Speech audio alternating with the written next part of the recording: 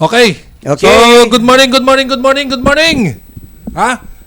Araw po na naman ng Lunes at syempre si Fernan Hota at Densonel ng Sulyap ang inyong makakasama ngayong pong araw ng Lunes. Yes. Tama? Oo. Araw ng Lunes. At syempre, isang araw na lang pala. Ano na, madugong labanan. It's Valentine's Day. Ay, Ha? Valentine's Day. Siyempre, babatiin ko muna yung aming boss na si Tita Mel Elizalde. Oy. At siyempre, ang aming pong makakasamang muli ay walang iba kundi si Sir Chot, ang aming pong assistant from the President na lagi po namin kasama. At bago po ako tuluyang magpatuloy, ay mamaya lang po, ipagkakalob ko rin po sa inyo yun pong mga picture dahil Chairman ay nagbibigayan ng financial assistance para sa mga estudyante ng Pasay na ginaganap po ngayon diyan po sa lugar ng Rivera Village, no? Rivera Village Elementary School. Pero bago yan, Chairman, bati ka muna bago ko ibigay si Mayor Emmy Calixto Rubiano. Okay, magandang medyo alanganing oras, magtatangalian na sa lahat po ng mga Pilipino. Nawa ang bawat pamilyang Pilipino mayroon pong kakainin sa kanilang hapagkainan. Kasi po, ika nga mas masarap kumain pagkasama-sama kahit ika nga ang ulam natin tuyo, basta buo ang pamilya, ay napakasaya na po yan. Kasi ganyan po ugali ng Pilipino, mapagmahal sa pamilya. Kaya ako'y bumabati sa lahat po ng mga Pilipinong pamilya na po, ingatan po natin ang ating pong pamilya. At syempre, Happy Valentine's Day! Oy! Sa ating mga kababayan, araw ng puso. Alam mo ba, pati yung trend? Oy! Yung mga trend ngayon, meron ng mga... Puso-puso.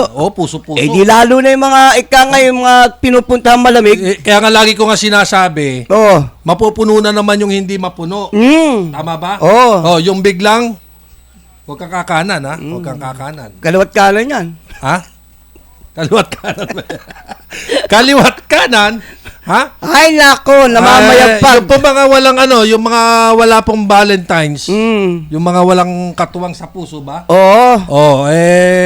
Maghanap-hanap na kayo. Magtiis-tiis. Diba? Lalo na po mamaya. Di ba? Siyempre, mga, ano ba kayo, A13 ngayon? Di ba? A12 lang, kapatid. A12? A12 lang.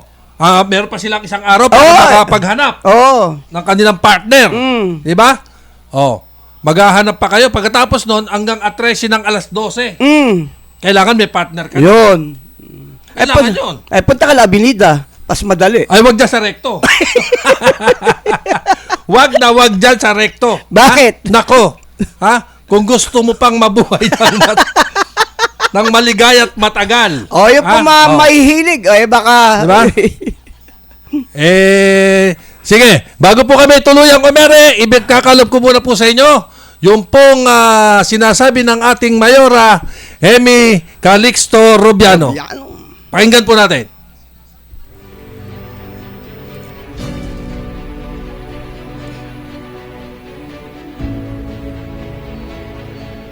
Sa aking mga minamahal at taga-Pasay, natapat ko ang pinaglilingkuran. Kamusta po kayo? Sana nasa maayos kayo ang kalagayan. Sa lahat po na kumukuha ng financial assistance para sa mga estudyante, nag-uumpisa na po at liliwanagin ko po, hindi na po kailangang kumuha pa ng certificate of voter sa taong 2024 ang ating mga magulang para makuha ang financial assistance. Ang kailangan po, kung meron na po kayong hawak na voter's ID or voter certificate, na kahit anong taon, kahit noon pa, or nung isang taon, nakaraang mga ilang taon, pwede nyo na po yan ipresenta. Ang kukuha lang, yung talagang wala pa pong hawak na kopya ng voter's ID or voter certificate. Sana po, naliwanagan nyo po ito at tuloy-tuloy nyo pong makukuha ang inyong financial assistance. So mag-iingat po kayong lagi. Ito po ang inyong lingkod, Mayor Emmy Calixto Rubiano. Nakikita nyo, nakakausap nyo, kasama nyo. At napat kayo pinaglilingkuran. God bless us all. Emmy Calixto Rubiano, nagmamahal sa inyo.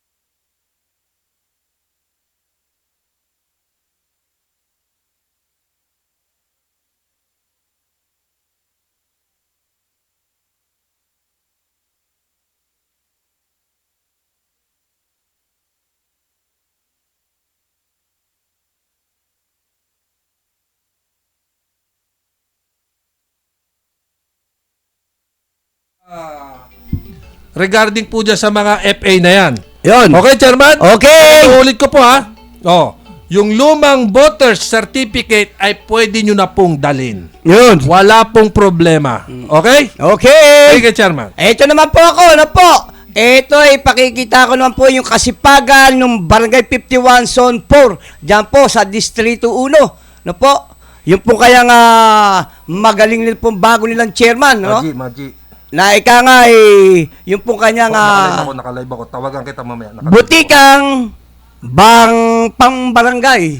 Yan po si Chairman Enrico Eric Santos, no po, itinuturo niya po yung po nga mga gamot, no po, na iba't ibang gamot na kanya pinamimigay sa kanya po mga constituent. Uy, very good. Kasi po dyan sa Very good lugar yan. niyan, talaga po maraming pa rin po mahihirap, ano po, kasi yan po dagupan, no? Yan po sakop niya, lalo po sa may tabing ilog, no po, na nangailangan talaga ng mga gamot. Kaya yan po, lagi niya pong display para yung mga constituent niya na nangailangan ng gamot, madali po na makahingi ng gamot dyan po sa kanyang barangay. No po, ang sabi niya po, ang kalusugan ay mahalaga na dapat po nating pangalagaan. Yan po si Chairman Enrico Eric Santos, no po, bagong-bagong chairman po yan ng Barangay 51 Zone 4, District 1. At yung po na mga kanyang tinalaga bilang isang advisor, na po yung dati pong chairman, na po, na si Chairman Piping Garcia, nagsagawa rin po ng paglilinis. Na po, kasi po ito tinalaga ng ating chairman na si Enrico Santos, na pangunahan, yung pong pagwawalis, na po, yung pagwawalis sa kapaligiran ng barangay. Yan po tignan niyo po yung mga nagsama-sama po yan, na po, lalo po yung mga kagawad, tanod, at yung po sweeper nila, yung street sweeper. May mga kababayan po na nag-volunteer, kita mo, mga kababaihan pa, mga nag-voluntaryo, para magwalis doon po sa kanilang lugar. Makikita nyo po, ang talaga pong linis ng lugar niyan, kasi po, ang pagkaalam ko, ay talaga pong pina-implement na po, yung pong paglilinis sa mga lugar na yan. Yan, tingnan nyo po yung lugar na talagang makikita nyo po yung kalinisan. Kaya po salamat Chairman Enrico Santos ng Barangay 51 Zone 4 District 1. Tuloy-tuloy ang iyong papagawa at papalinis sa inyong mga lugar. Iniingatan mo ang iyong mga constituent dahil po sa iyong pagnanasa na mabago at mapaayos ang lugar na yan. Okay, salamat! So, ayun. Pero dyan sa nakikita ko, maganda-gandang alimbawa yan, Chairman. Maganda-gandang alimbawa yan. Para dun sa ating mga constituent. Hoy! Para yung ating mga constituent nga naman, alam mo, kadalasan problema talaga ng barangay. No? Ang problema kasi ng barangay, doon sa mga constituent, yung kanilang mga alagang aso. Ay, nako! Isa na yan sa nagiging problema Oo. Di ba? Hindi lang po yan. Ang kasunod na problema dyan, yung pong basura. Ay! Basura. Kasi kadalasan nagiging problema din yan. Kahit wala pa yung truck, sige ang tambak. Diba? Kunwari, darating mamayang gabi, ngayon palang umaga, tinatambak na. Kaya ang nangyayari po, nagiging problema. So, at the same time, nagiging problema, Chairman, yung, kasi nga may batas tayo riyan Yun. Kung di po ako nagkakamali, may batas tayo dyan sa pagdumi ng aso na yan. Oo. Di ba?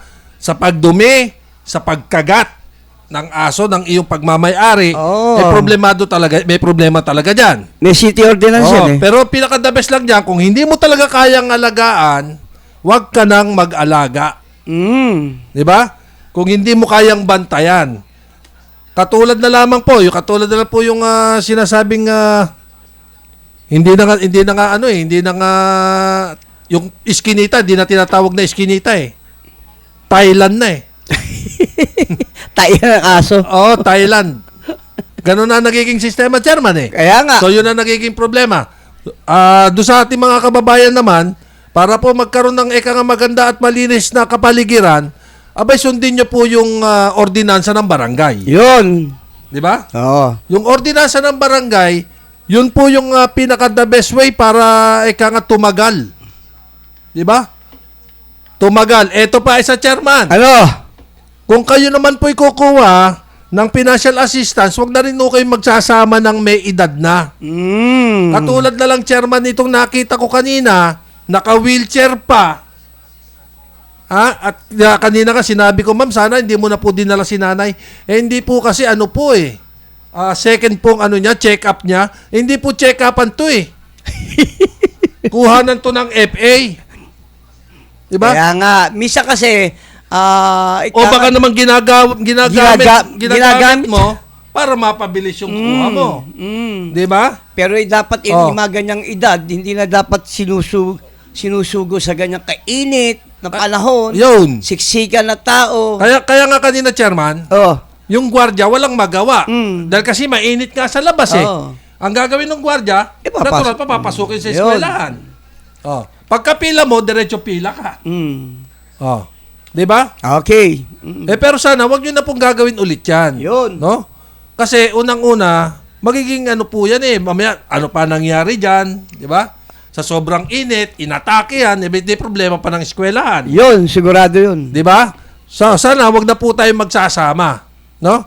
Okay, Chairman. Okay, dito naman tayo sa war on drugs. Ako, Di na eto na. ubus yan. No, sabi nga, chill, wala pong pang-aresto pa ang ICC. Ayon po yan kay dating Senador Trillanes. Inanunsyo ni dating Senador Antonio Trillanes de Por na ang International Criminal Court, ICC, ay hindi po nag-i-issue pa ng arrest warrant sa mga sangkot sa mga dugong war on drugs noong nakarang Duterte administration. Sa kanyang post sa X, dating Twitter, hinikayat niya ang mga may kinalalaman na maging chill. Sinabi po pag-issue ng ICC na arrest warrant ay darating na lang. There is no ICC warrant issue that I know of, chill. Lang masyado kayong praning. Parating din niya po, when you least expect it, dagdag nito. Matatanda na sinabi po kumakailan ni dating Pangulong Rudy Duterte sa pamagitan ng kanyang dating presidential spokesperson na si Attorney Harry Roque, nakatanggap ito ng impormasyon na dadamputin na siya anumang oras ng ICC. At sinabing idideklara na ni President Bongbong Marcos Jr. na hindi pinagbabawalan ng gobyerno na pumunta sa Pilipinas ang ICC. Karapatan nila yun. Pero hindi makikipag-coordinate sa kanilang investigasyon. Naniniwala si Marcos na ang ICC ay wala pong jurisdiction sa bansa. Nagpahayag na rin ang Philippine National Police na hindi nila ipatutupad ang anuman ICC arrest warrant. Alin po talaga, nagkakagulo-gulo ang mga pahayag. Mukhang hindi yata tumutugma sa sistema. No, ha? Alin ho ba ang talaga totoo? Ano ba talaga ang karapat-dapat doon? 'Di ba? Pero hinintay ng mamayang Pilipino ang katotohanan, hindi po natin po yan matatakpan. Darating po yan sa katotohanan na meron po ikangay. Bakit ganon? Bakit ganon? Kapag ang tao aarestuhin mo at ikaw ay napakalaking isda, hindi ka kagad maaresto. Bakit? Ha? Malaking isda nga eh. Ibig sabihin pagka Ngayon, kung ikaw ay gura-gurami lang, kung tawagin, kung ikaw ay gura-gurami lang, at lumabas yung warrant mo, matik talaga ang bilis. Segundo lang, may posas ka na eh. Di ba? Buti pa yung mga ganitong sistema. Abay, nakakapagsalita pa. Nakakapagsalita pa at nasasabi pa yung gustong mangyari. Eto na naman ako, kahit wala akong binabasa, bumabatikos na naman ako. Ayoko sanang bumatikos ngayon, tita, pero... malapit na araw ng puso, kaya puso mo, ingatan mo. Sa totoo lang, itong araw ng Lunes talaga, sabi ko, ayoko nga bumatikos. Katulad ng binasa ni Chairman, eto na naman ako. Diba? Hindi mo basta maaaresto ang isang malaking tuna. kesa doon sa tulingan. Oo.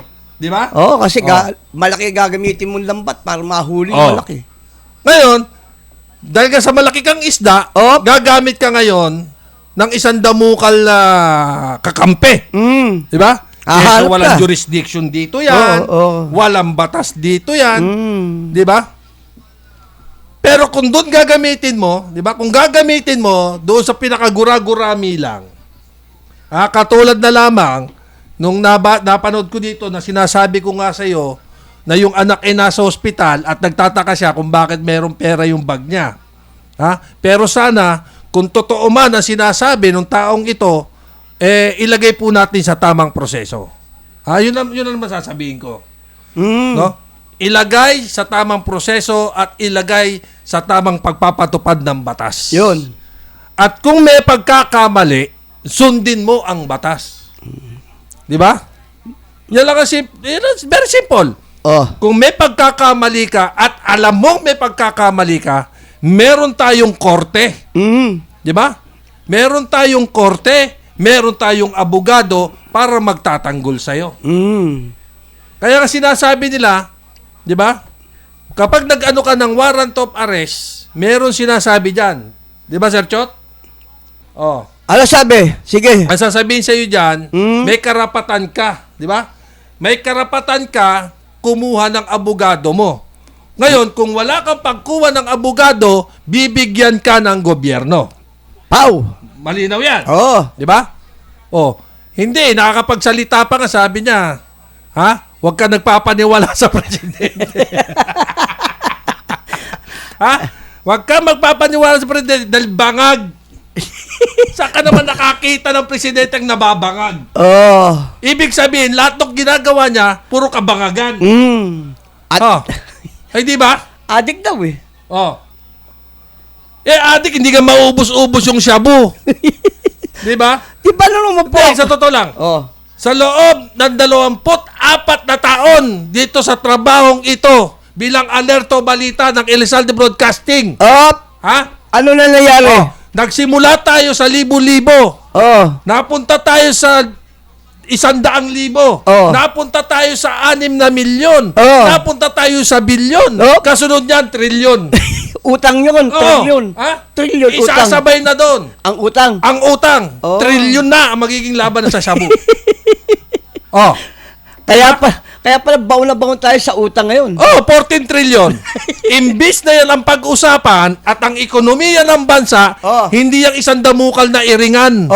Nag-iiringan ng Senado at ang Kamara. Bakit? Dahil nga, doon sa sistema ng tsa-tsa. People's Initiative. Pero isayaw mo yan ang waray tsa-tsa. Tararararara. Diba? Hindi nga eh. Yun nga masakit kapatid. Imbis na hiringan, ang gawin ninyo, simple lang. Pag-aralan ninyo kung ano maitutulong para umangat ang ekonomiya ng bansa. Hindi kayo nagbabagayan. Ewan ko. Basta ako, sinabi ko talaga kay Parang mga bangag ayaw yata. kong bumatikos. Kaya parang bangag yata lahat eh. Kaya ngayong araw na ngayong araw talaga ng Lunes, ayaw kong bumatikos, sir.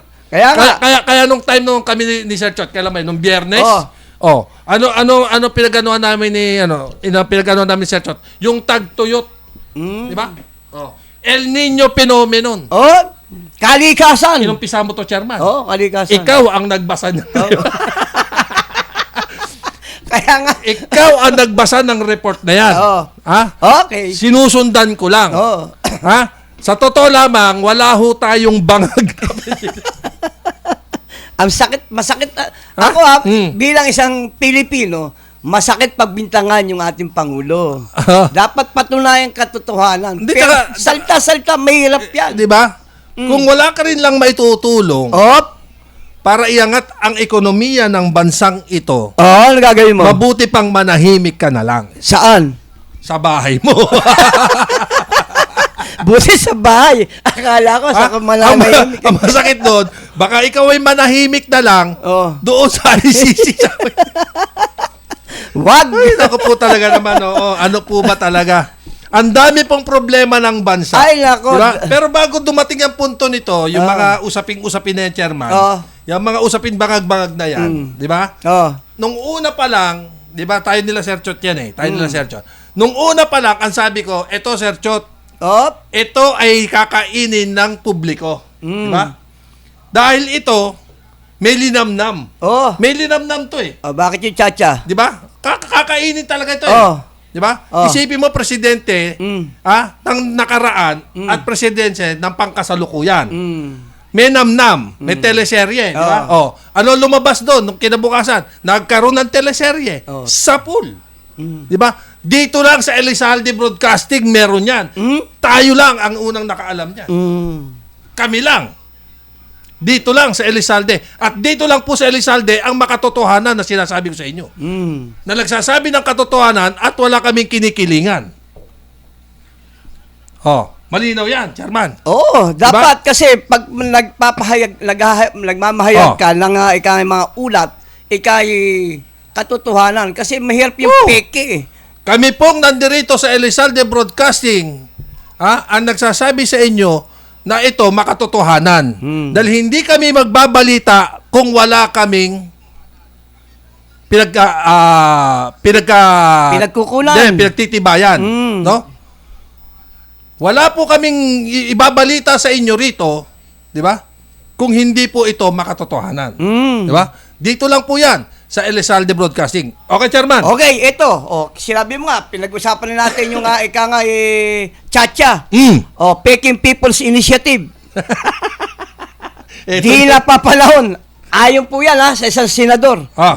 Binigyan diin ni Senador Christopher Bongo na hindi po napapanon para amyendahan ang konstitusyon, lalo na't nababalutan ng mga anomalya. Kita nyo, may anomalya na may kaugnay sa Peking People's Initiative campaign.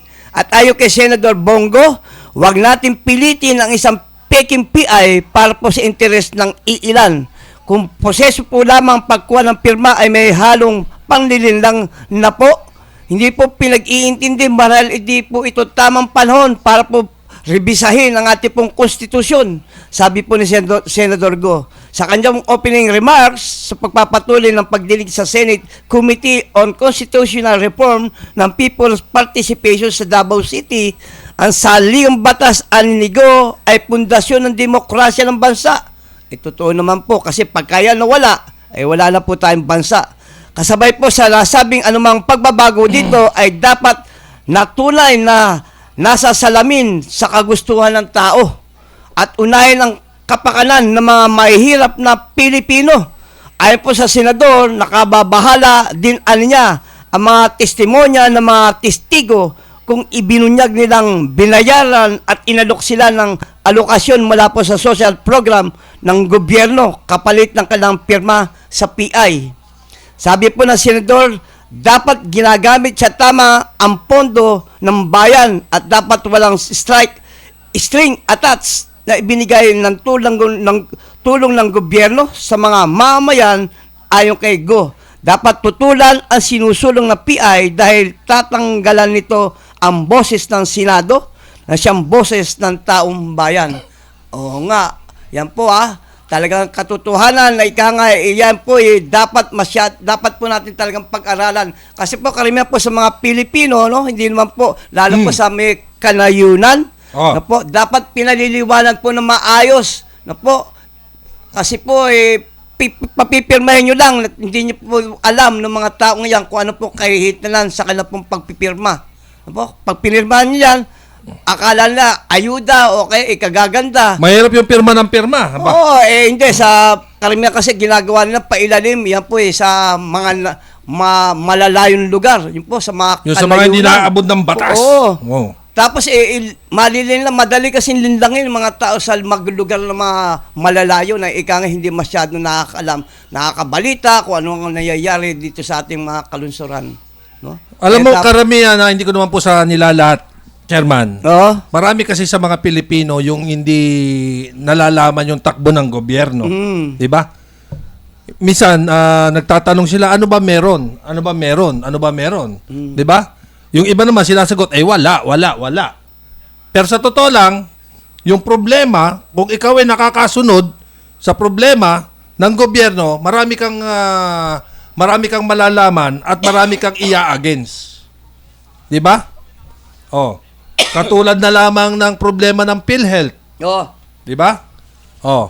Kung tutusin, marami sa mga kababayan natin na umaasa dyan. Ang problema nga lang, ang nagiging batayan nila, napakaliit daw ng binibigay ng PhilHealth. Napakaliit lang ng porsyento Op. ng binibigay ng PhilHealth regarding do sa ating mahihirap na kababayan. 'Di ba? Ngayon, ang pinaka-the best talaga diyan is dagdagan ng PhilHealth yung porsyento na dapat makuha ng ating mga kababayan. Kasi unang-una, kung akong tatanungin, kung ang pag-uusapan po natin hospitalization, marami sa mga kababayan natin ang hirap makapagbayad pagdating diyan. Ang pinagtatakan ko din, bakit nagtayo pa ng PhilHealth kung hindi naman maso-shoulder yung hospitalization? Di ba? Kaya nga tinayo yung Philippine Health eh. Tinayo yung PhilHealth para lang may makatulong ang ating mga kababayan, especially doon sa mga mahihirap. Mabuti pa nga yung si Senator Bongo nakapagpatayo ng yung kanyang ano ba tawag dito? Ha? Malasakit Center. Malasakit Center, oh. Di ba? Sa iba't bang... May malasakit center pa yan, Chairman. Oh. Di ba? Sa mga lalawigan. Oh. Di ba? Ngayon, sana ang pinaka-the best lang po dyan. Ha? Meron kasing, minsan kasi meron umihiling, no? May umihiling sa ating mga kababayan. Ha? Na ang iling nila, kahit kalahati ng bill nila, sana kapag na-admit sa private, ay sagutin ng PhilHealth. Yun. Para kalahati na lang ang babayaran ng bawat miyembro ng PhilHealth. Sa akin, pabor ako dyan. Di ba, Sir Chot? Pabor ako dyan. Kasi unang-unang, kung meron kang bill na nagkakalaga, Chairman, ng 100,000 at babayaran ng PhilHealth yung kalahati, malaking kaluwagan. Di ba? Sa mahihirap lalo. Oh. Malaking kaluwagan na yun. Kasi marami talaga sa mga kababayan natin na lumalapit sa PhilHealth. Bukod doon, yung malasakit center ni Senador Bongo, isa rin sa malaking na itutulong. Oh. Ha? Umaayuda yan sa mga mahihirap. Oo. Di ba? Yung anak ko dyan lumapit eh. Yung anak ko, yung manugang ko, dyan lumapit. Alam mo nangyari? Hindi sila pinagbayad. Ewan ko lang ha. Ha? Hindi sila pinagbayad. Lalo na nung dumating ako, lalong hindi sila pinagbayad. Oh, kaya malaki din ang naitutulong ng malasakit center ni Senator Bongo. Kaya kung i-combine mo, 'di ba? Kung i-combine mo ang PhilHealth at ang malasakit center, malaking kaluwagan. 'Yun. 'Di ba? Kaya maraming salamat at itinayo ng ating mahal na Senador Bongo ang malasakit center sa bawat hospital. Okay, mas Diba? maganda talaga dapat mas maganda kung 50-50 ang gagawin. Di mas malaking tulong yan para sa mga mahihirap na tao na pupunta. Oo, kasi alam mo sa totoo lang, Chairman. Oh. Sa bawat public hospital, 'di ba meron tayong pay ward? Meron tayong hindi binabayaran na ward, 'di ba? Kaso nga lang siksikan naman. Kasi gusto mo talaga makalibre. Oo, syempre. Kaya kahit na siksikan, kahit na tabi-tabi, kahit na may COVID, tabi-tabi pa din. Hawa-hawa. 'Di ba? Oh. Pero kung gagawin talaga, 'di ba? Kung gagawin talaga ang sistema, 'di ba? At ng PhilHealth sasagutin ng kalahat, abay malaking tulong 'yan. Oo. Bagkus, may tulong pang manggagaling kay Senador Bongo sa malasakit center. Ika nga, sana mapatupad. Di ba? Malaking bagay yan. Oo. Malaking bagay tulong po yan. talaga yung ginagawa ni... Kaya yung malasakit center niyan, Sir, Senador, salute talaga ako sa iyo dyan. Okay? Tuloy-tuloy. Okay, Chairman. Okay, ito na tayo na po. Yung sa resupply, Sa West Philippine Sea, pag-usapan nga natin yung West Philippine Sea na yan. Nako, isa pa yan. Sa BRP Sierra Madre, naging matagumpay naman eh. Oh. Naihatid yung pagkain. Rotation and resupply mission ng Armed Forces of the Philippines, AFP, sa BRP Sierra Madre, sa Ayungin Shoal, kabilang po ang presensya ng mga ilang barko ng China sa loob po ng West Philippine Sea. Ang dahil na naman po talagang ika nga eh. Ay nako, buti na lang, ito nakalang Webes, sabihin po ng tagapagsalita ng Philippine Navy na aprobado na po ni Pangulong Ferdinand Marcos Jr. ay ikatulog to ng modernisasyon ng militar. Ibig sabihin, hinahanda na rin na mapagbili na kauna ng submarine ng Pilipinas. Nalayong, kaya nga eh, nalayong... Baka gawa sa saging yan. nalayong magamit para pa sa pagtatanggol ng teritoryo ng bansa, lalo na sa pinag-agawang teritoryo ng West Philippine Sea. Sa ngayon, patuloy po pag-angkin ng China sa ilang bahagi ng teritoryo ng Pilipinas. Kasi po ika nga kailan lamang, ika nga ilang vapor na muli namang paikot-ikot doon po sa Baho di Masinloc. Buti na lang, ika nga nakapaghatid sila ng ikang tulong doon sa ating po mga mangisda na hindi naman naging sagabal. Kahit na paikot-ikot ng China. Ang BRP Sierra Madre, Chairman, yan yung yan yung dating noong ibalik ko lang yung nakaraan. Noong 1945, 1945, yung barko na yan yung dating nagtatransfer Yan yung nagtatransfer ng mga pagkain nung araw. Pagkain, mga kagamitan, mga kung ano-ano. Ngayon, isinadsad na lang ngayon yan dyan dahil nga sa sobrang katandaan na nung barko. Yan din ang ginagawang tahanan ngayon ng mga tagapagbantay natin na mga sundalo. Ngayon, pilit na pinatatanggal ng mga pangswa.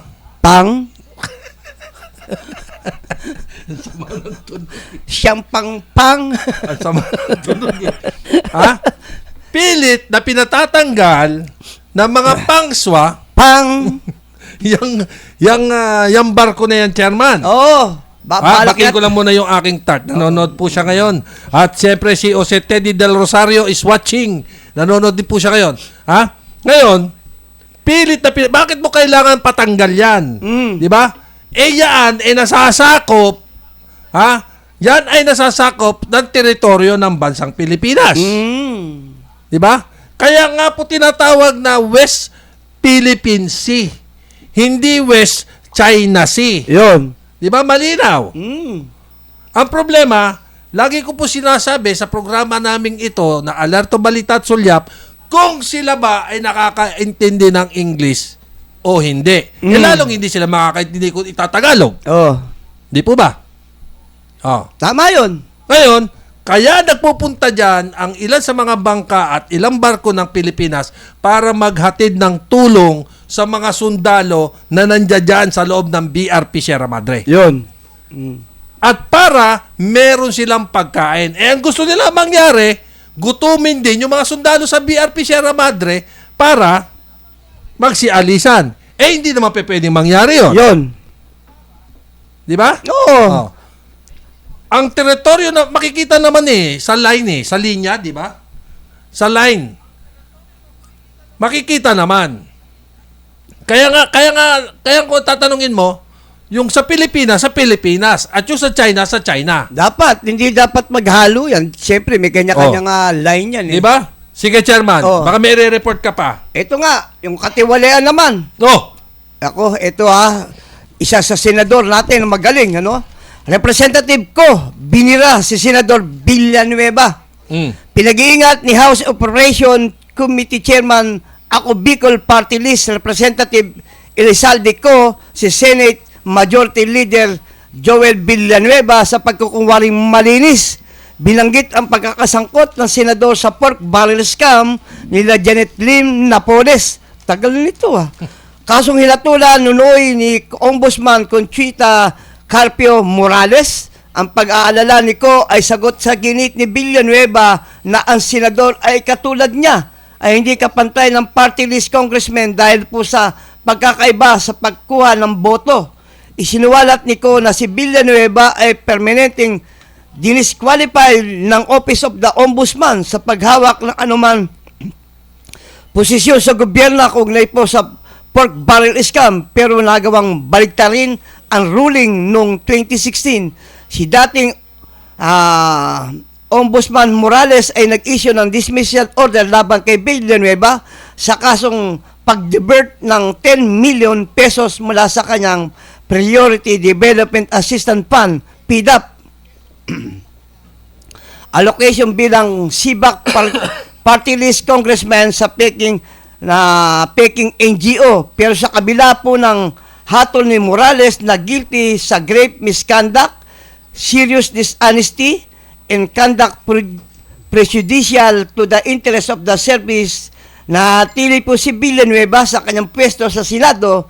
Malibang dito, nabunyag din po ang anomalya sa TESDA sa tenure ni Villanueva bilang Director General base po sa findings ng Commission on Audit, COA, kabilang po ang paglabag sa Supreme Court Temporary Restraining Order, TRO, sa PDAP constitutionality. Binanggit din po ni Co na ang pagiging kaalyado ni Villanueva kay dating Yumang Presidente Nonoy Aquino, si Aquino ang nagtalaga kay Villanueva sa TESDA at isinama sa senatorial lineup noong 2016. Sinabi ni Co na marami ngayon sa miyembro ng House na withdraw na ng suporta kay Villanueva matapos ang pang-iinsulto niya sa mga kongresista. Nako po, yan po Maraming issue. Mm-hmm. Ha? Napakaraming issue nito. Kasama rin pala si Villanueva, no? Yung po sa Pero ikangay. matagal na yan, di ba? Oo, matagal na to. 2016 Sabi ni Sir Teddy, Mm. Sir, sa Pasig City, Rizal Provincial Hospital, 2 taon na daw sira ang aparato Oh, sa opera ng prostate. oy. Ang problema, kung saan-saan ituturo ang pasyente, ganun ang nangyayari sa kamag-anakan ko. Walang silbi ang hospital ng Rizal Provincial Center, kung hindi mga check-up lang at mga laboratory test. Ang nakapagtataka di umano, Sir, 2 taon sira ang aparato na gamit sa pag-opera, abay bakit hindi nila palitan agad-agad ang daming may problema sa prostate? Sa ngayon, sa Pasig City. Alam na kaya ni Mayor Bico yan? Di ba? Mayor. Yun lang ang tanong dyan Alam po kaya ni Mayor Bico na yung kanyang pong provincial hospital, meron na pong problema. Ayan nyo one time, baka magkaroon po ng tour ang Alerto Balita at Sulyap, mapuntahan namin yan. Ha? Okay, Chairman. Okay. Ano pa ang ating ay, nako. Balikan natin yung nalalapit na Valentine's. Oh, nako. Araw ng mga puso sa lahat po ng mga mga may sakit sa puso. Kaya nga sabi ko nga, 'di ba? Oh. Maghanap ka ng maghanap ka na ng kapareha mo ngayon pa lang. Ay? 'Di ba yung sa mga hindi ikaw. yung sa mga walang Valentine's, the partner. Meron pa kayong 1 araw para maghanap. Punta kayo Binida. Nako, wag diyan. At wag din sa Quezon Ave. Oy, nako. 'Di ba? Diyan, nakahilera yan. Nakita nyo, wag naghihintay kayo. ng mga sasakyan. Oo. Ngayon, wag din dito sa may meron dito Saan? rin chairman Saan? Dito sa may Ate Pasay, Baklaran. C5 meron extension. rin ba Oo, meron na rin diyan. dyan? Oh. Ha?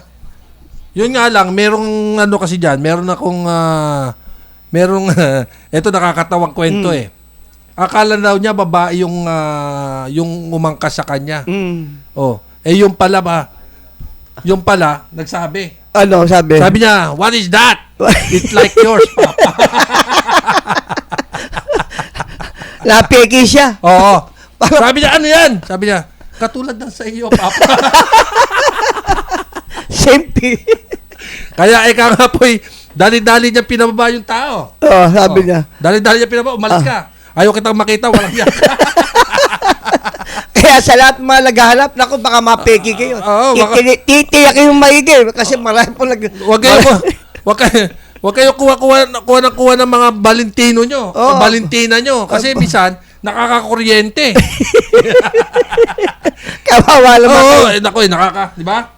Baka imbis pagmamahal, suntok. Hindi lang yun, di ba? Hindi lang yun. Siyempre, magde-date kayo. First time mong nagkita. Papasok kayo sa isang private na tinatawag na Private Pagmama- room. oo, Diba? pagmamahalan. Private room. Mm. Di ba? Aircon yan. Oo. Di ba, Sir Chot? Mm. Aircon yan. Maaliwalas. Mabango. Ha? Eto na. Eto masakit yan eh. Oo. Ha? Yung paghubad ng damit. Mm. Ha? Aalingasaw yung perfume the darkness. Mm. Nagsisimula sa underarm. Yun ang masakit doon. Di ba? Oo. Oh. Ikaw makakapagsabi, ba't amoy yung aircon, amoy sibuyas? Di ba? Oh. Pagtaas ang kilikili, Oh, kaya mag-iingat kayo sa pagkuha nyo ng mga Valentino nyo. Oo. Di ba? Mm-mm. Masarap kasi yung sistema yung ano eh. Masarap sistema yung kayakap mo, medyo mabango. Mm. Di ba? Pero ingat-ingat din kayo sa mga Amoy pagbabango. sampagita na hindi mo maintindihan na maibuburol na yan. Di ba? Kaya sa lahat po, ika nga darating na Pebrero 14, no po? Oh. Ika nga unahin niyo yung pagmamahal sa inyong buong pamilya. Yan lang po ang pinakamaganda. Basta ako pag umiinom ako, Mm. pag umiinom ako noon at tatabi sa akin ang asawa ko, Oo. ha?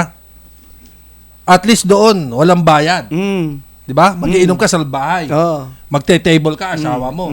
Walang bayad, libre. Mm. May libre batok ka pa. Maganda kasi mga nagbibiruan kayo, no? Oo, 'di ba? Oo. Katulad na lang ng isang araw, nag-inom ako. No. Naubos ko 1 4. Oo. Kapag isa? Grabe ka pala, no? Oh. 'Di ba? Okay. Tuloy-tuloy tayo, ano po? Mm. Tuloy-tuloy po tayo. Mm. Ha? Sige. Oy, doon nga pala, Chairman. Ano? Yung mga kababayan po natin sa Davao, no? Mm? Doon po sa Davao region, yung ating mga kababayan, Chairman. Sila lang tanong ano? Di ba patuloy yung pagbaha, patuloy yung yung mga rescue operation. Oh. Dahil unang-una, yung mga natabunan, Chairman, ng landslide, no? May mga bata pa eh. Oo. Ha?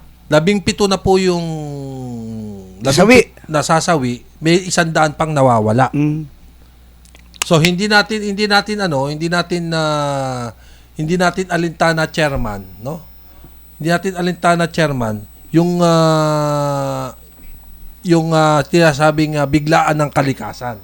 Mahirap kalaban ng kalikasan eh. 'Di ba? Kasi unang-una, katulad na lamang po nung napanood ko sa mga Facebook, yung ina-upload nila. Mm. Mismo yung bahay, Chairman, inaanod na yung bahay, yung may-hari ng bahay, dahil ayaw niya kaiwanan yung bahay niya. Kasama siya. Kasama siyang inaanod.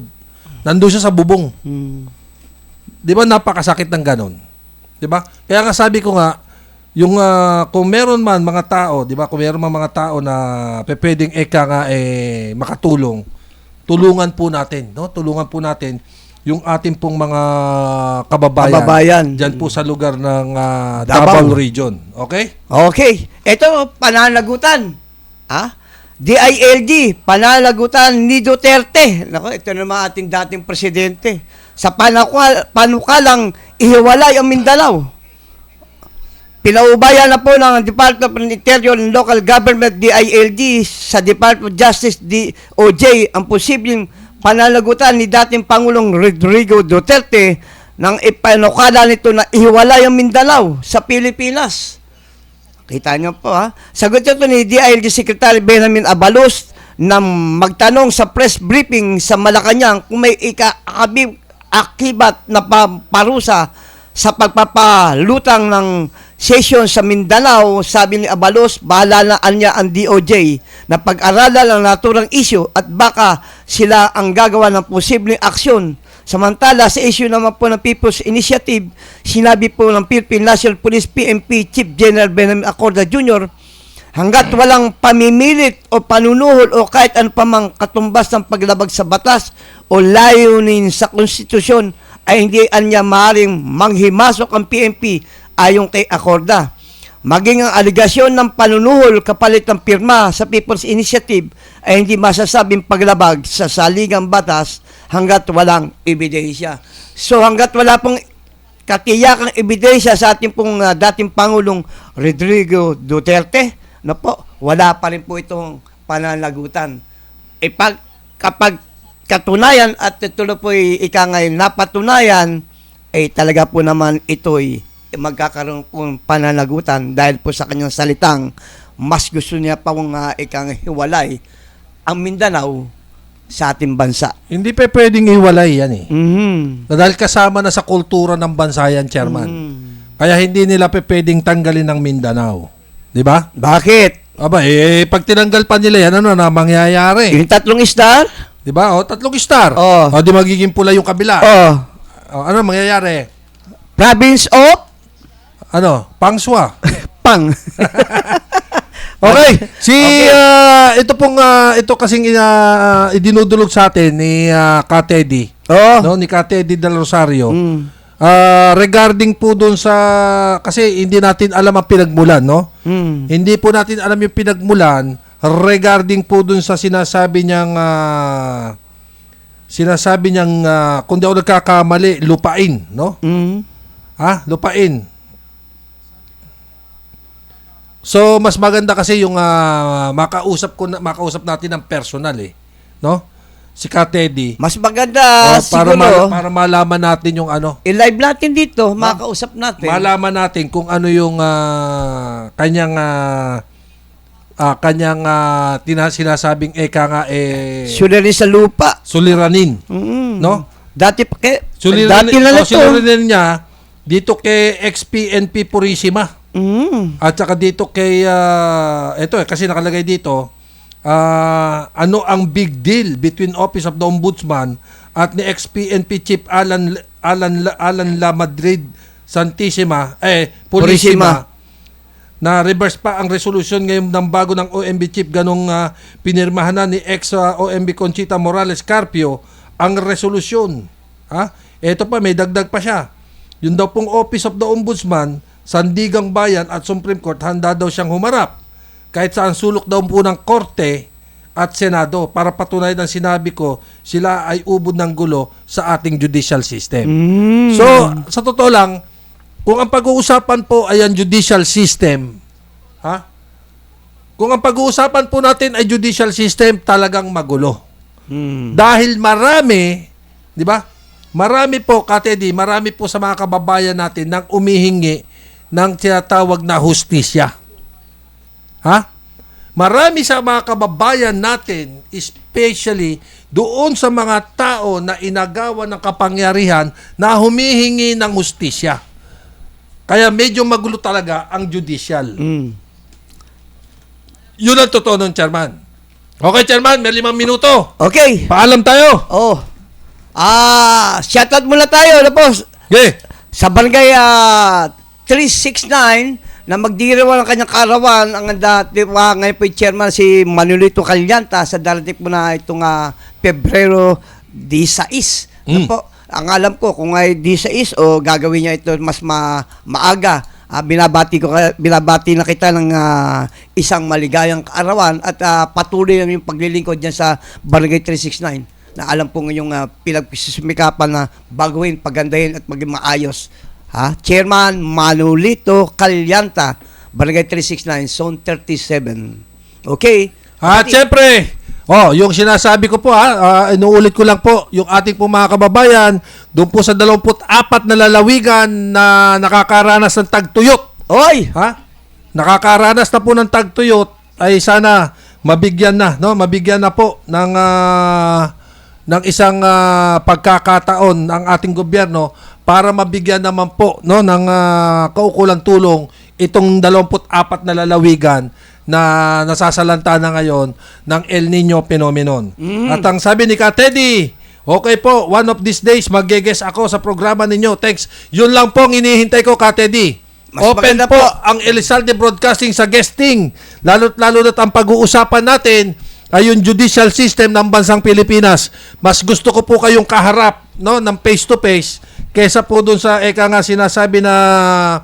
sinasabing napakagulong judicial system. No? At binabati ko rin po si Doc Jen Escudero. Sabi niya, ay good nun ka, Fernan. Shoutout naman po sa Philippine Island Bus Transport Cooperative, PIBTC. Thank you, mabuhay kayo. Oy, bakit? Na ba yung mo? Umaandar na ba yung iyong mga bus diyan? Yung mga bus mong pa-probinsya? Oy! Baka naman sige, iyaano natin 'yan, Oh, bigay mo lang sa akin yung buong detalye, Ma'am Jen, Doc Jen. Ha? Sabi niya kasi, hi, good ka, Fernan. Shoutout naman po sa Philippine Island Bus Transport Cooperative. Oh, Okay. PIBTC. Okay, sige. Ano hindi natin at Talakayin din natin yan at mabigyan natin ng pagpapahalaga. okay. Sige, parang tayo, Chairman. Okay. Sa lahat po ng mga nakikinig ng aming programa, ay pasamantala po kami mamalam ni Alerto Balita, ni Fernan Hota, at iyo po nga lingkod, Dance to Nilang Sulyap. Dito po si Elizalde Broadcasting. Kami po nagpapasalamat sa inyong panonood, pakikinig. At syempre, maraming salamat din po sa mga sumubaybay. At syempre sa araw po ng Miyerkules, tayo po ay magkasama-samang muli. At pag-uusapan pa rin natin kung ano yung mga nakaligtaan natin, Chairman. Yoy. Especially yung West Philippine Sea. At yung pong sinasabing Chacha ay pag-uusapan po natin sa susunod ng araw ng Miyerkules. Ito po si Fernan Hota at Dance to Nilang Sulyap. ang nakasama nyo po ngayon pong araw po ng Lunes. Magkasama-sama po tayo sa araw ng Miyerkules. Araw po ng mga puso. Ayun, at magandang tanghali po. God bless.